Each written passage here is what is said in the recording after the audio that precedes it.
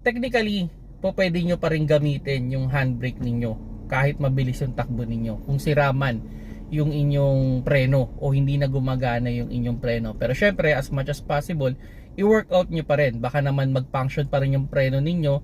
So, i-try nyo pa rin siyang i-pump o i-hold hanggang doon sa pinakadulo at baka huminto naman yung inyong sasakyan. Pero kung talagang wala na, sabihin na natin, wala nang, hindi na gumagana yung preno natin, we can use din naman yung ating handbrake. Ang pinaka-idea lang doon is still dahan-dahan pa rin yung pagtaas. Kasi pag sakali halimbawa na walang kayo ng preno, mabilis ang takbo ninyo, then binigla ninyo angat yung handbrake, there's a tendency na mag-wiggle yung inyong sasakyan or gumasgas yung gulong nyo sa likod, pwedeng maging uncontrollable siya.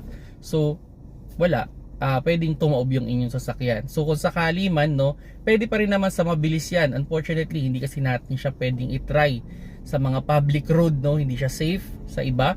So kung sakali, kung makakahanap siguro ako ng area na private road na pwede nating itry, I can demonstrate naman. Pero on the idea, pwede rin, no? Pwede nyo pa rin mapahinto gamit lang ang handbrake.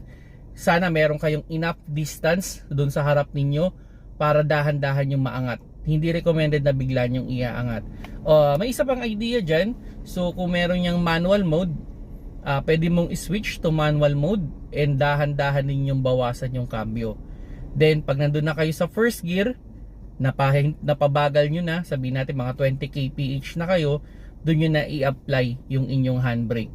Okay? So still focus on the steering, mag-hazard kayo pag sakaling nawalan kayo ng preno sa kalsada.